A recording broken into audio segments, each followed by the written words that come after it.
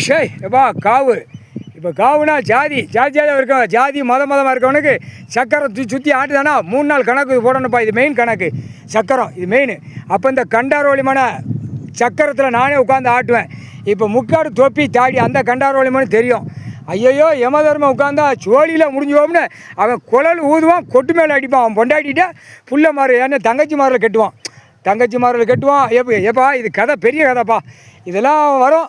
அந்த வரையில் தான் அந்த டைம் வரும். சரி, அந்த கண்டாரோல் முடிச்சாச்சு. அடுத்து இந்த கிறிஸ்டின் இருக்கானா, டைங்னு மணி அடிக்கானா, இவன் ஒரு கூத்து அடிப்பான். யமதர்மம் உட்காந்தாச்சுன்னா ஆட்டோமேட்டிக்காக மணி அடித்தோம்னா யமதர்மம் நம்மளை தூக்கி உள்ளே கொண்டு போயிடுவான் அப்படின்னு அவனுக்கு தெரியும். சரியா?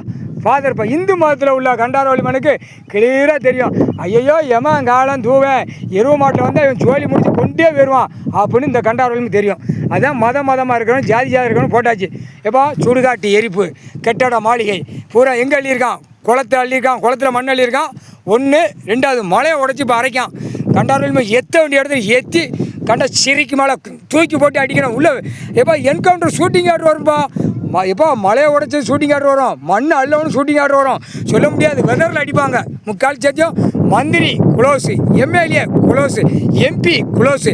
மந்திரியை முதலமைச்சருக்கான கண்டாரோலிமை, பஞ்சாயத்து போர்ட்டில் வார்டில் இருக்கிறவங்க கண்டாரோலிமை, 76 வருஷம் இருந்த கண்டாரோலிமைன்னு தூக்கி வெதரில் அடிப்பாங்க.